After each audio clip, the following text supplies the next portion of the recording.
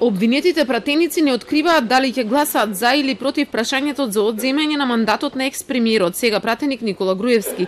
Тие се дел од ново формираната 8-члена пратеничка група во Собранието, која се формираше по нивното исклучување од ВМРО ДПМН. За одземање на мандатот е потребно двотретинско мнозинство, исто како и за уставните измени, каде нивниот глас беше пресуден. Но како и тогаш и денес не одговараат кое копче ќе го стиснат и дали со нивниот глас Груевски ќе ја напушти пратеничката функција. Само Арнаудов кусо искоментира дека и него му бил одземен имунитетот. И до човекот кој ја води седницата директно инволвиран во овој процес како засегната страна. И пак е тој председател на таа комисија.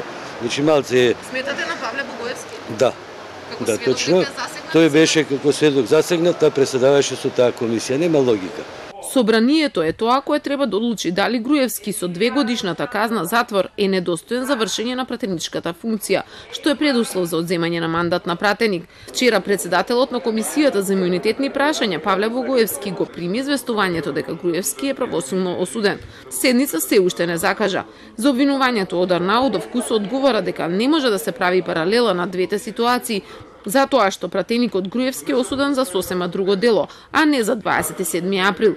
Груевски покрај тоа што беше во суд за предметот ТНТ не застана да даде изјава. Инаку денеска на судењето за крвавиот четврток продолжи да се гледа и снимката од безбедносните камери кои снимале во холот на Собранието пред кабинетот на тогашниот претседател Трајко Велјановски. Се гледа дека дури по повеќе од 2 часа од упадот се испукани првите шок бомби и почнува акцијата за извлекување, а пред тоа, иако има полиција, не реагира. Се гледаа и доктори кои се растрчани и влекуваат во кабинети на пратениците. Често оваа состојба ја следи обезбедувањето на Велјановски, Горан Ѓошевски, кој е меѓу обвинетите во случајот.